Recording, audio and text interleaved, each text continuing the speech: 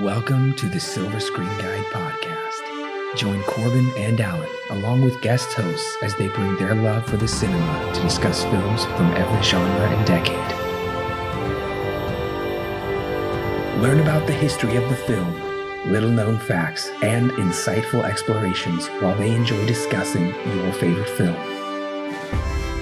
The curtain is rising and your podcast is starting, so sit back, relax, and enjoy your guide to the silver screen. Welcome, listeners, to the first installment in my Kingsman movie review series. Today I am reviewing Kingsman: The Secret Service. This is your host, Corbin. So if you missed your guide to Kingsman: The Secret Service, that came out last week, that talks about box office, production, the adaptation from the original comic book series. That is the first link in the description below, so go back and listen to that. While you're down there, there's all kinds of great stuff. Patreon page, or social media pages, all kinds of great content in the description below, and timestamps if you're ready to jump straight into the review. So as I mentioned in your guide, back in 2015, I would have just turned 20 years old.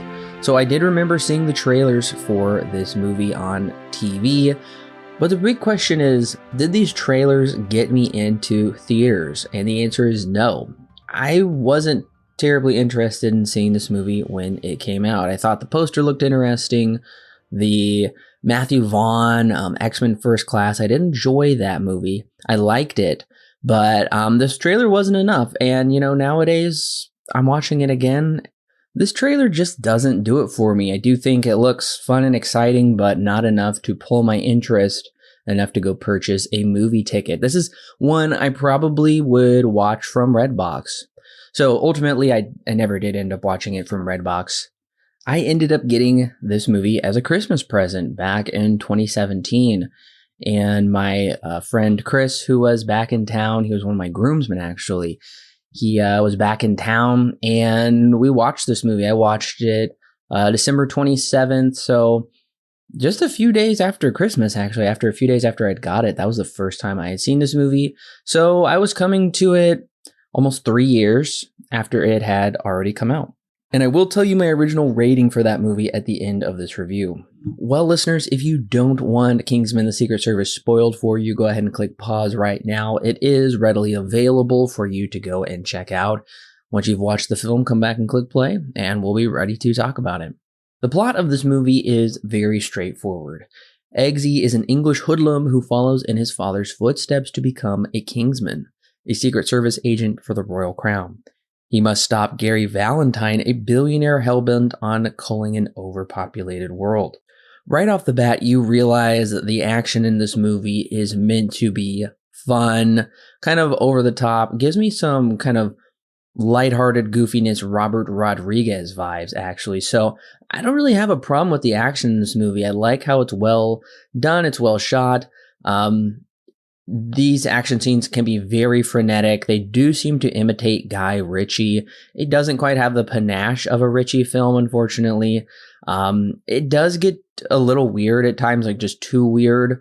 I kind of blame some of this on, I don't know, I almost want to say like the Lego movie, or just kind of the Lord and Miller creators, where they just go really weird and over the top. And I like it in those movies, but it has seeped into mainstream live action movies where it's just really strange, like at the end where heads blow up and it's like this like glitter of, mushroom cloud or something. To me, that's just too much. I can't go with that, and it's just not enough in here to really make it work, unfortunately. But Taron Egerton has become one of my favorite actors in recent memory. So when the previews came out for this movie, I thought, who is this nobody actor? He didn't look very good. He kind of looked strange, but he is good in this movie. And he has become even better of an actor in his subsequent films. So when one of his movies comes out, he's someone to watch. Honestly, he should have got nominated for the Oscar for Rocket Man, I think. So it's just weird looking back because he's so much of this kind of like punkish teenager in this. And then by the end, he transforms into, a gentleman of sorts. But in his other movies, he's a very compelling character actor. So coming back to it now, I do appreciate his performance, but it's definitely somebody to watch. But who really steals the show? is Samuel L. Jackson. His performance is incredible. It is so over the top and funny, but still on track. It's not too over the top, I should say. So, and he has this lisp and kind of this demented but, comical attitude. What's ironic is Kingsman was originally pitched as a new Agents of S.H.I.E.L.D. comic. It was a new S.H.I.E.L.D. comic for Marvel. And Samuel L. Jackson plays Nick Fury in those Marvel movies. So there's a bit of a crossover there I thought was funny. The one thing that I thought was really strange in this movie is I'm pretty sure the president of the United States is supposed to resemble Barack Obama. It's, kind of supposed to sound like him from the back of the head. It's supposed to look like him. He was president when this movie was being made and when it came out. It portrays him as siding with the bad guy in this movie and dying at the end. Now, they never show his face. They never explicitly call him out whatsoever. But nevertheless, I think that's what they're trying to portray here is the current president is Obama. And that seemed very, very strange that they would do that with a president that Hollywood especially really liked.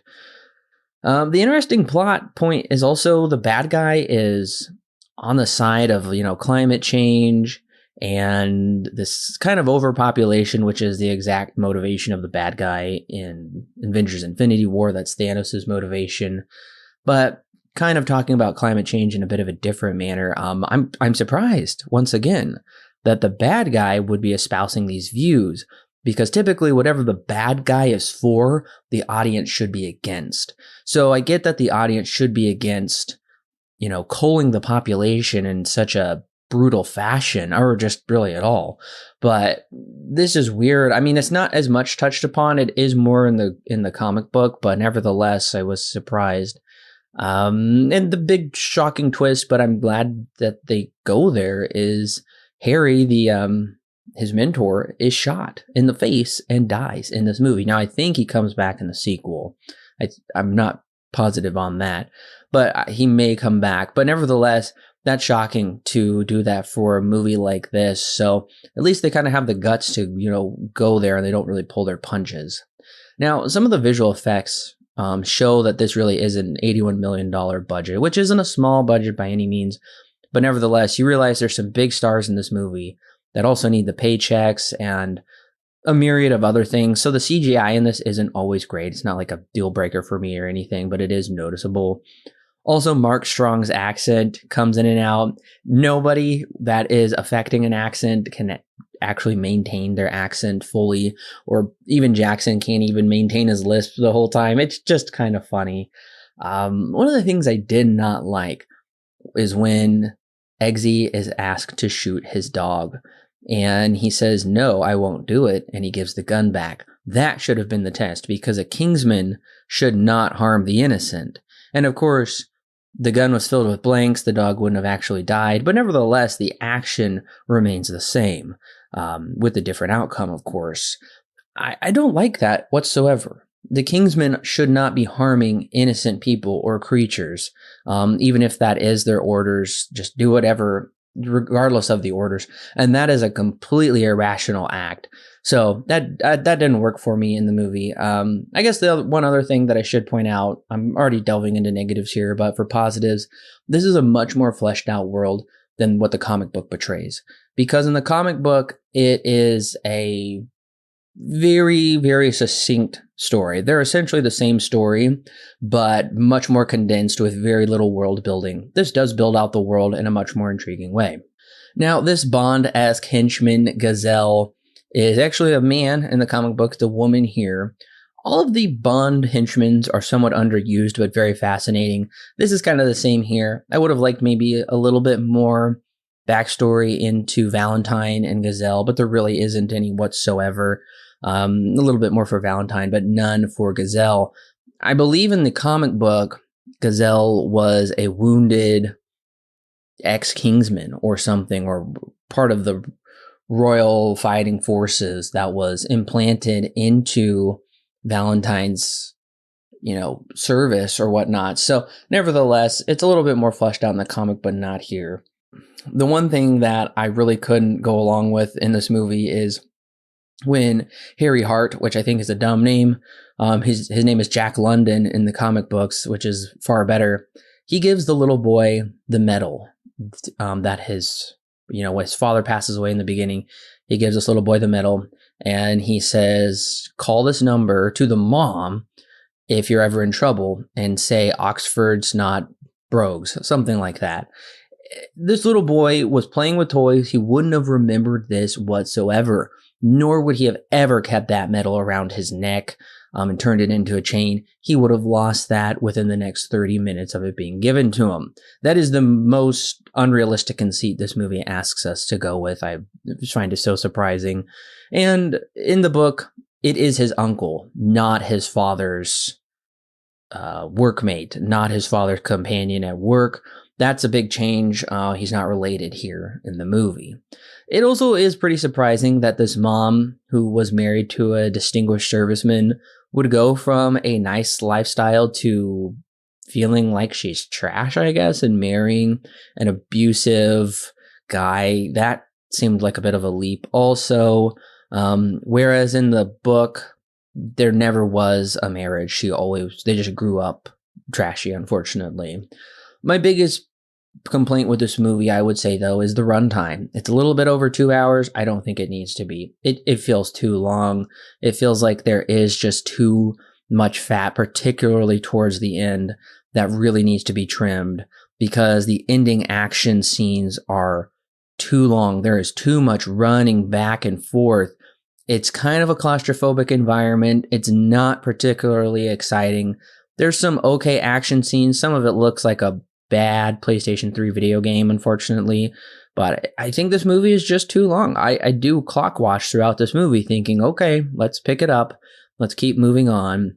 One of the things that I always found actually disturbing, but I know it seemed like a lot of people really liked it for some reason, is the massacre at the church sequence. Now, on a technical level, it is impeccably done. It looks incredible to have all of this fighting going on, but nevertheless, even if these people are wicked, I still don't want to just watch these people massacre them, everybody, especially our hero. I don't want to watch our hero of the movie just take out these people in brutal fashion. Not to mention, I'm interested why they chose a church. It seems like this movie is just kind of intent on offending everybody, on, climate change, to, overpopulation, to religious sectors and whatnot. Nevertheless, this church is filled with a bunch of nutcases, but I still feel like using a church is just giving Christians a bad name in general. So I'm curious. This is not in the comic book. I'm curious why Vaughn wanted to choose a southern, backwater church for this massacre scene. It's never sat right with me. Even if it wasn't a church, it still is. I find it to be highly disturbing. Actually, I don't find it to be fun to watch these people just brutally massacre each other. It's incredibly violent. I will end on a high note, though, with this review. I do like the way these characters interact. I think there is some good on-screen chemistry between Eggsy and Roxy. I kind of was hoping a romance would spark up there. Really surprised there's really no romance within this. It just ends in a Bond fashion where Bond always beds the girl. This time it's a fairly graphic ending, though, actually. And I do like how all these characters play together, work on screen together, and it does make me think they could improve this for a sequel. Kingsman: The Secret Service is a fun enough modern-day spy thriller featuring frenetic action and colorful characters. Unfortunately, I found it to be a little too long and little light on the intrigue stretched across the 2+ hour runtime. It's a decent effort from Matthew Vaughn, so hopefully his next installment improves on this one's shortcomings. I debated about this, but considering I've seen it twice and likely will never watch it again, I'm giving Kingsman: The Secret Service 5 stars out of 10, with a mild not recommend. Now, originally when I watched it at the end of 2017, I gave it a 7 out of 10. I gave it a recommend. I thought it was good. I liked it. I still did have issues with it, though. Such as the runtime, I was feeling it even back then. I still think this movie really could be trimmed down. It could be a much tighter film, and maybe that would make it more enjoyable for me. So would I pick up or pass on this one? Well, if I hadn't already received it as a Christmas present, then I wouldn't be going out of my way to buy this one. I doubt I would add this to my collection.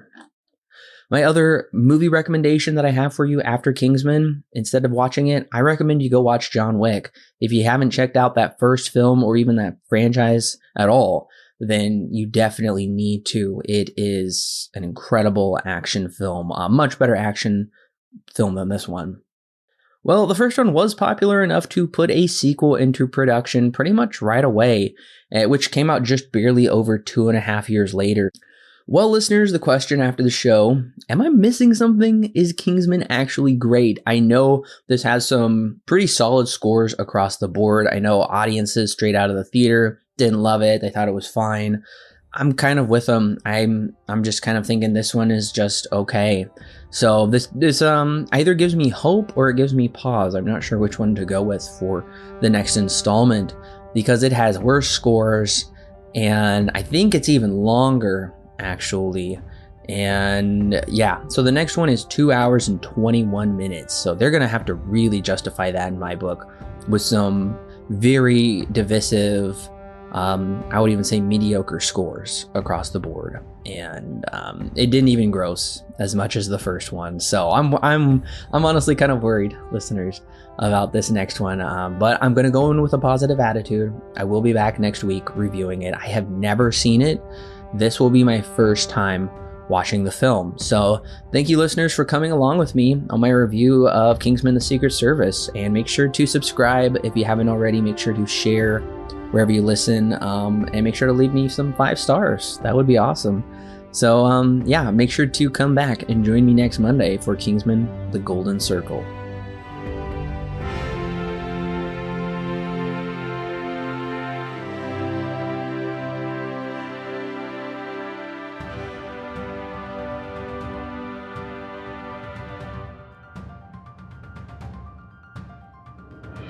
Hey listeners, it's Corbin. Don't forget to check out the exciting links in the description below that will connect you with more great movie reviews for your listening pleasure, and our YouTube, Facebook, and Twitter page, and of course our official website where you can read great articles and sign up for our free weekly newsletter. Also, if you want exclusive bonus content such as extra movie reviews, movie commentaries, and our thoughts on the latest movie news and trailers, plus more, then check out our Patreon page. It's a great way to help keep this show free, and it gives you great content that's yours to keep. All of that and more is found in the description below. Don't forget to subscribe whether you're on YouTube, Apple, Google, or Stitcher, or your favorite podcast service. And while you're at it, please leave us a 5-star review so other movie lovers can more easily find our podcast. We love talking about movies, and we love talking about them with you. So don't forget to share with your friends and family, and we'll see you next week, listeners.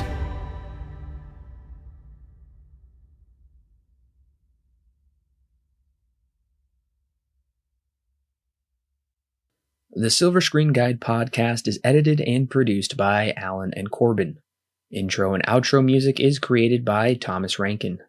The thoughts and opinions herein expressed are those of the individual and do not necessarily represent those held by Silver Screen Guide. Silver Screen Guide is not affiliated with any company or individual involved with the creation of this movie or TV show.